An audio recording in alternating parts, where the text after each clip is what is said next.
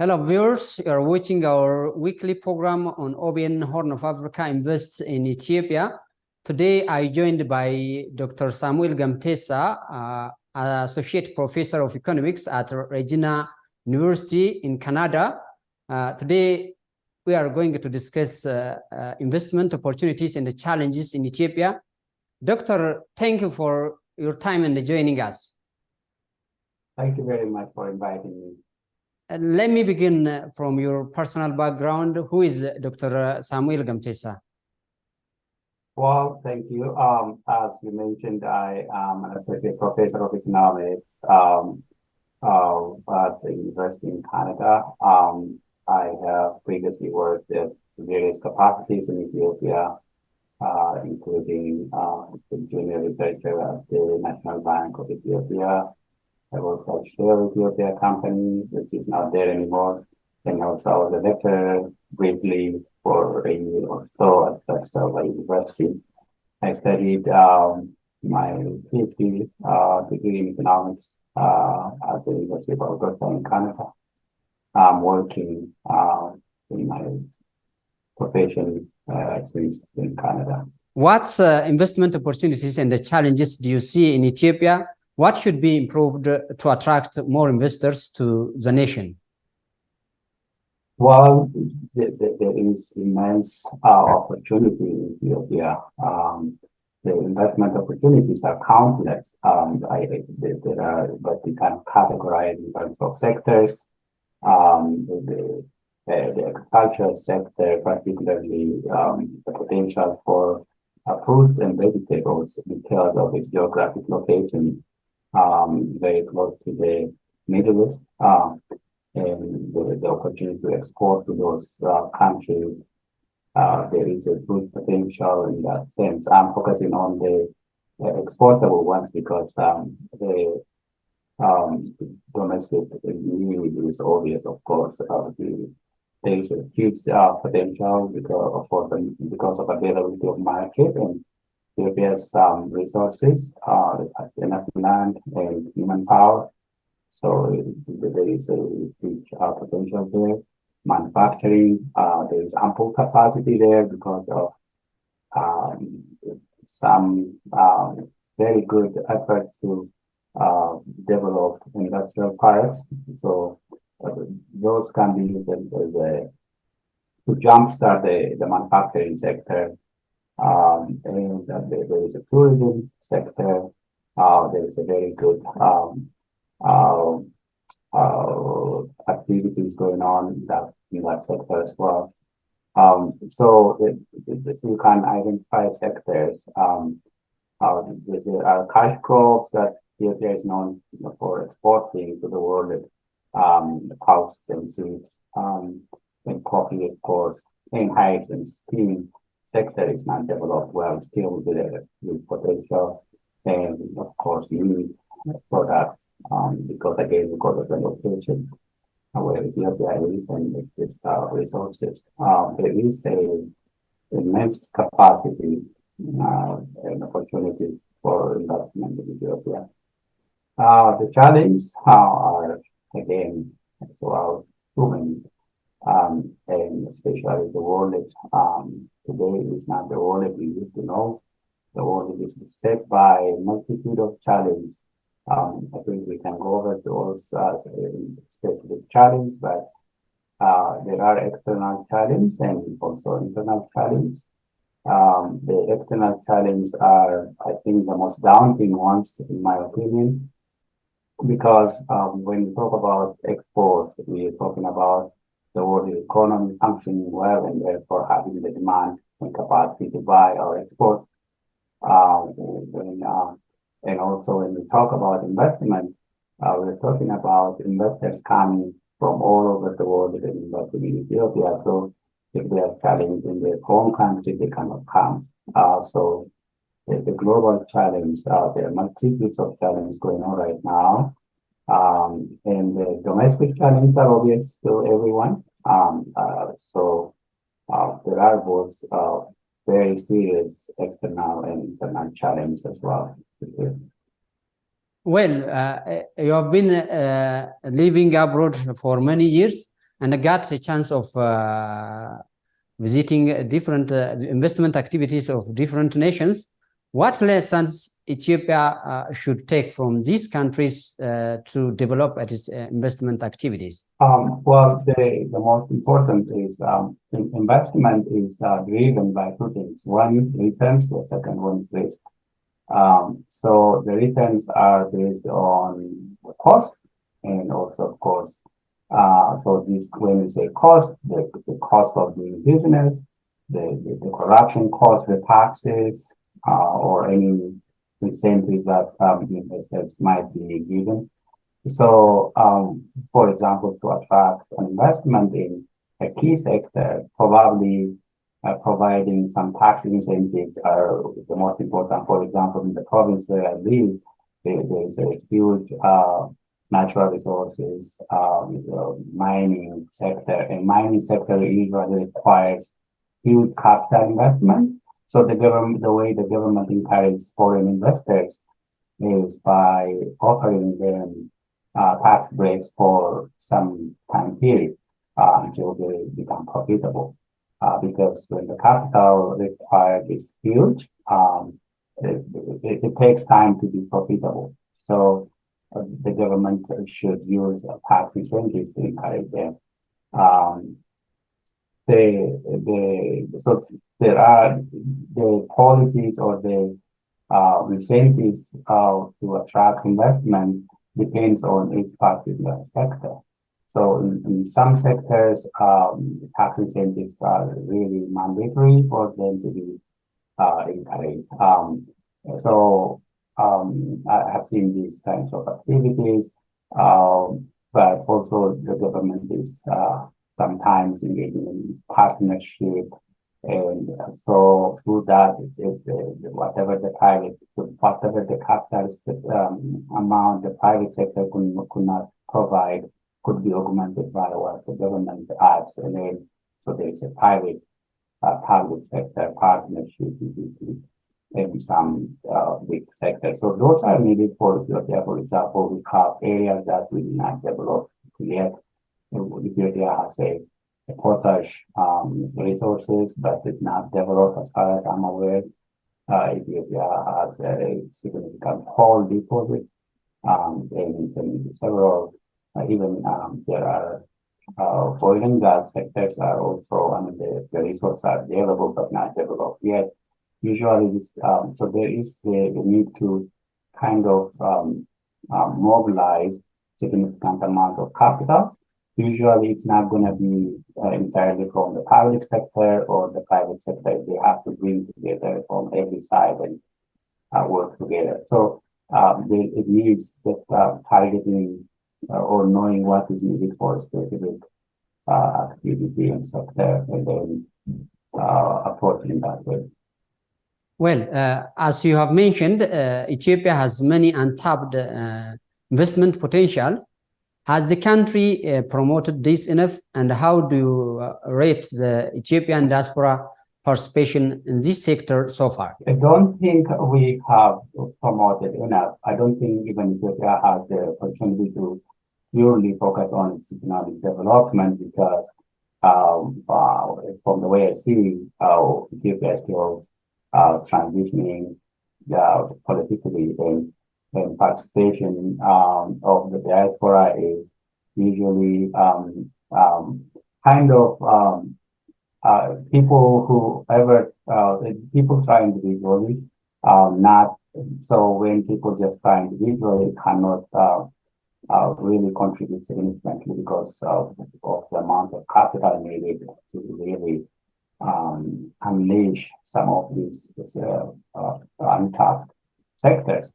So, in terms of promotion, I think the economy is there once, and does not even need a lot of promotion, because, as I say, capital simply flows towards where there is a return and there is less risk.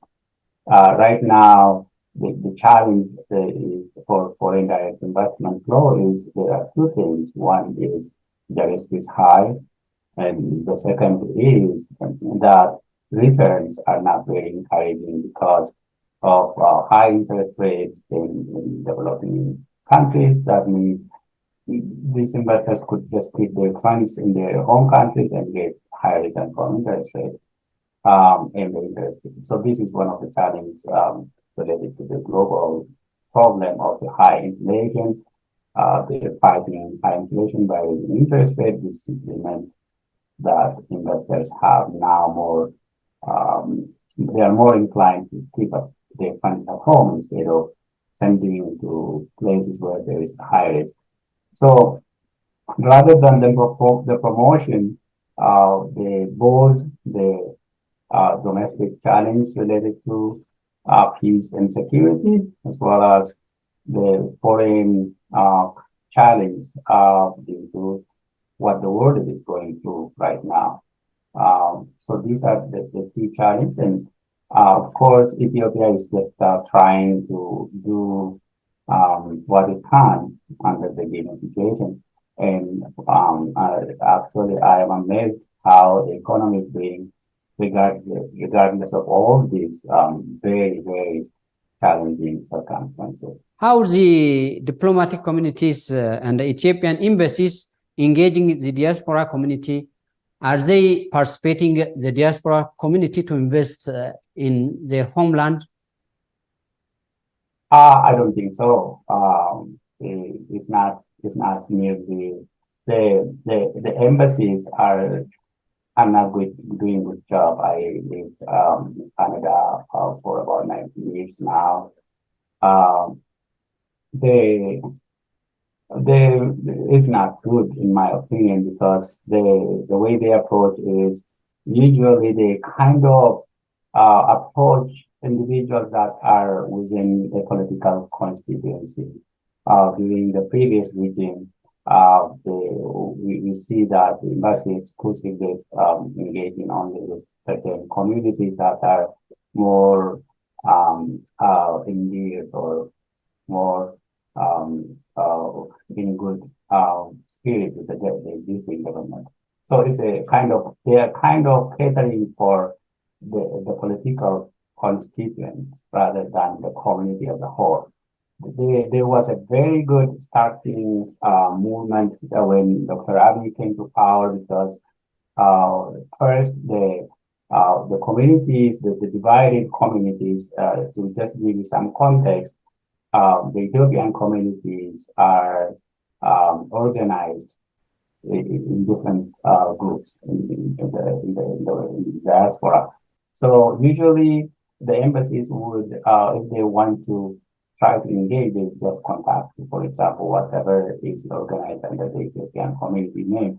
But there could be, in some cities, the communities that are organized under the Oromo community name could be even larger. For example, if I give you the example of Minneapolis, Minnesota, the Oromo community is much, much larger than the community established under the Ethiopian banner. So if you want to mobilize the diaspora and all you are engaging with is the ones that are organized under the Ethiopian name, you are missing a large chunk of the community.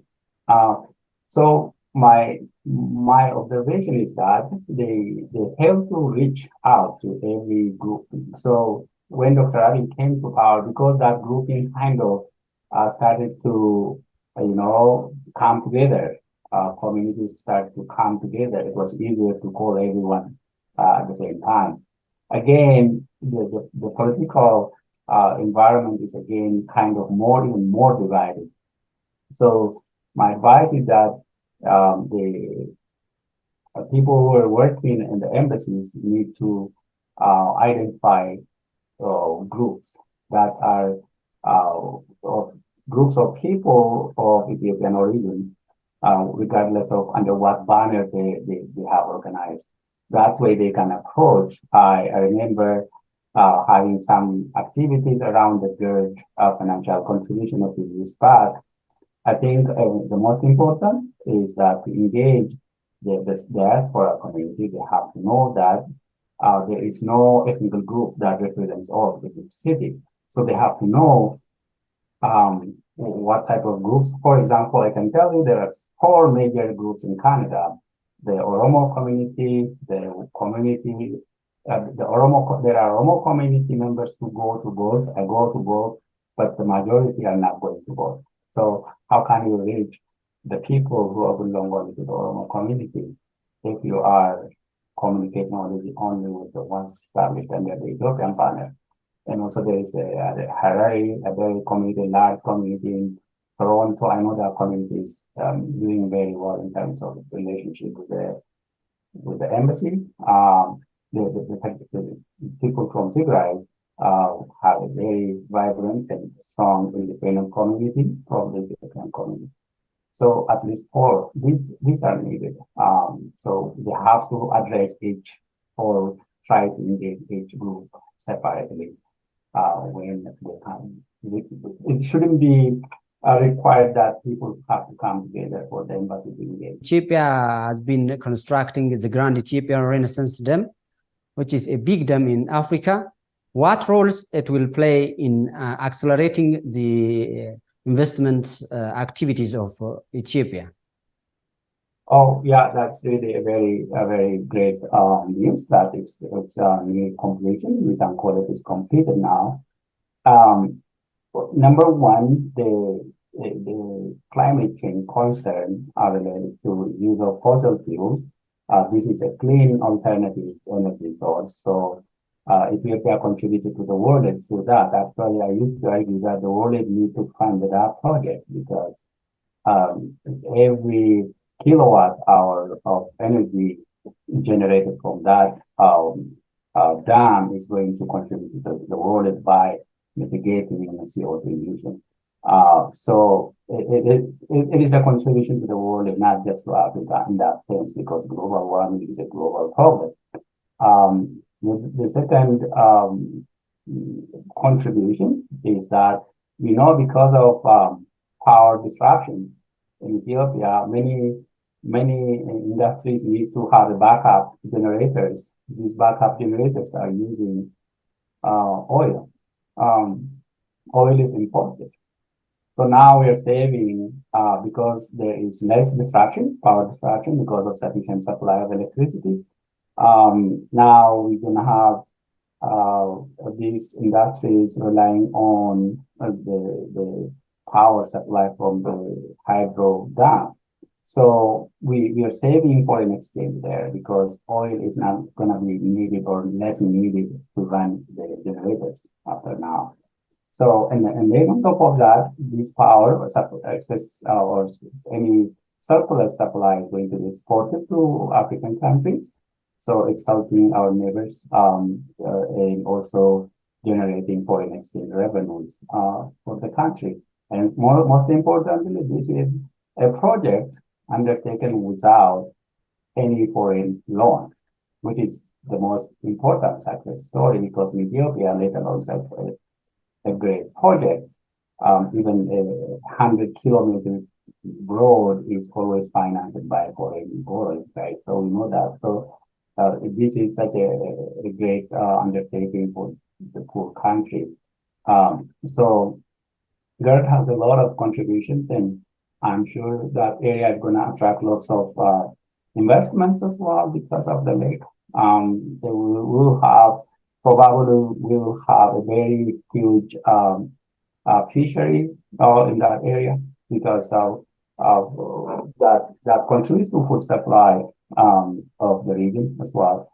So it's immense. The benefits are immense, and I'm very excited about that project.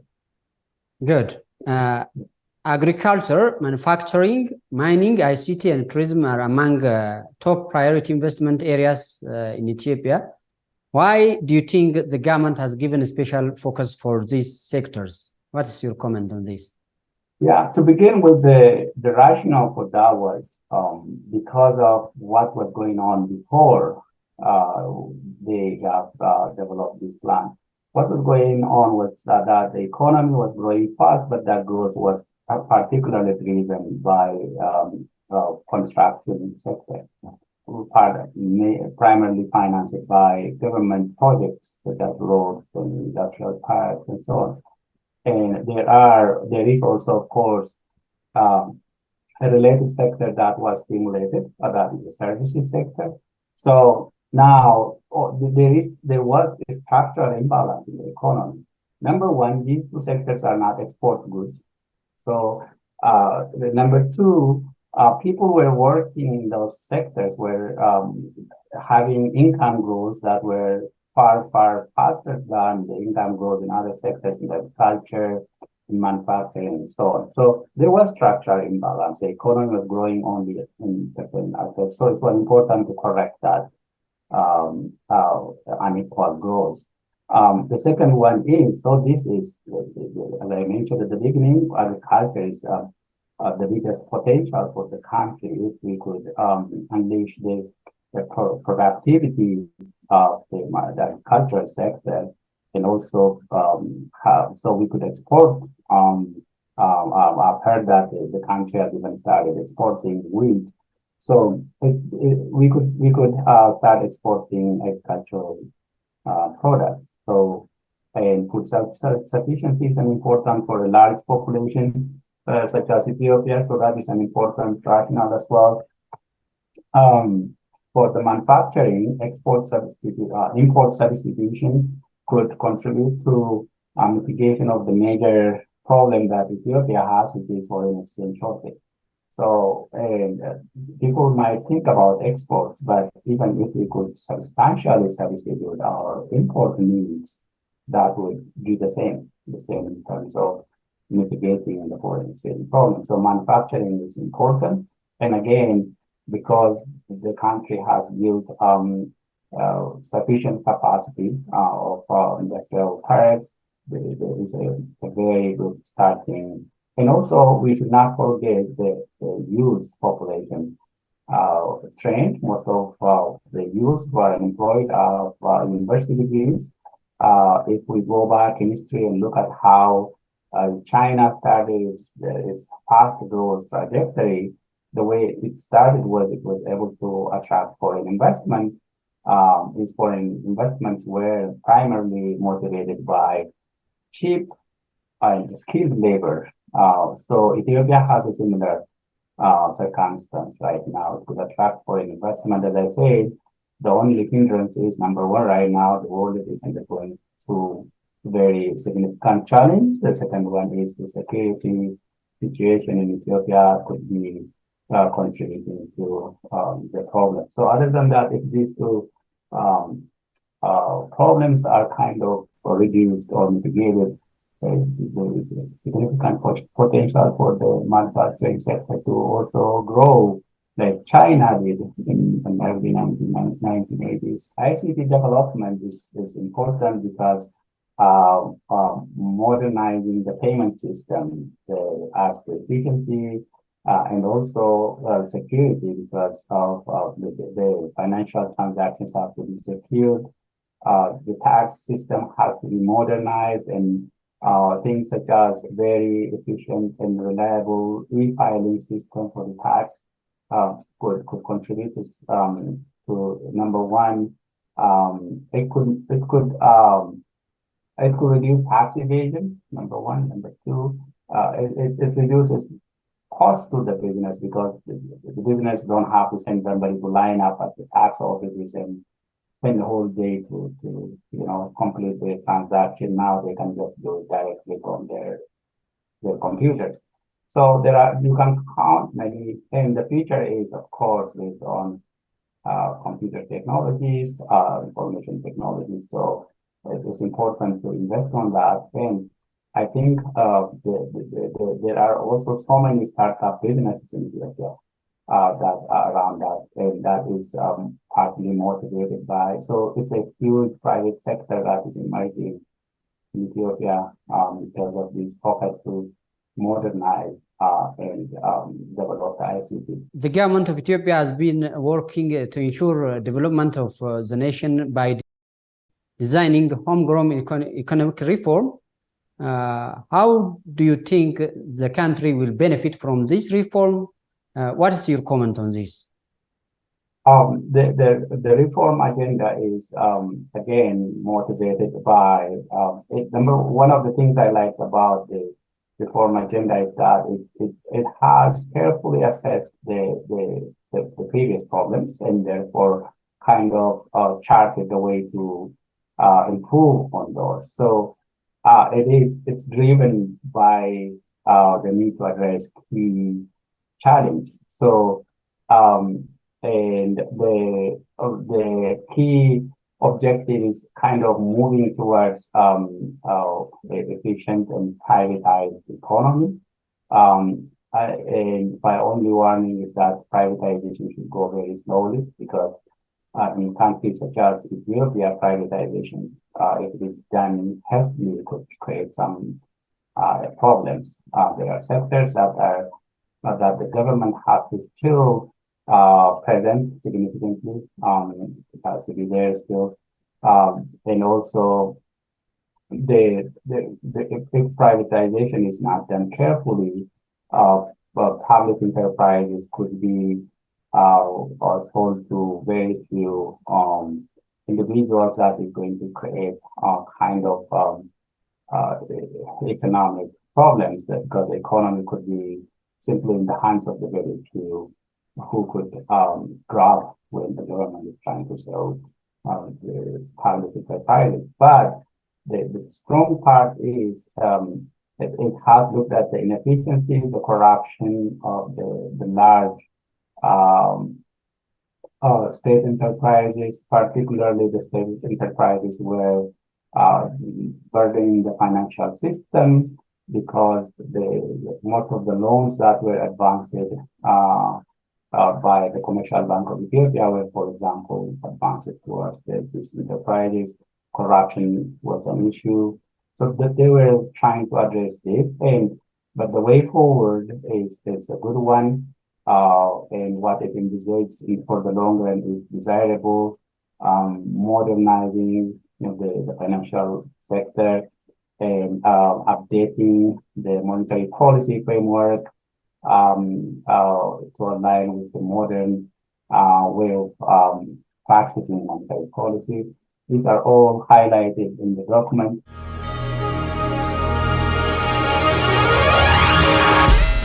Dear viewers, that's all for today. Till the next program, have a good time.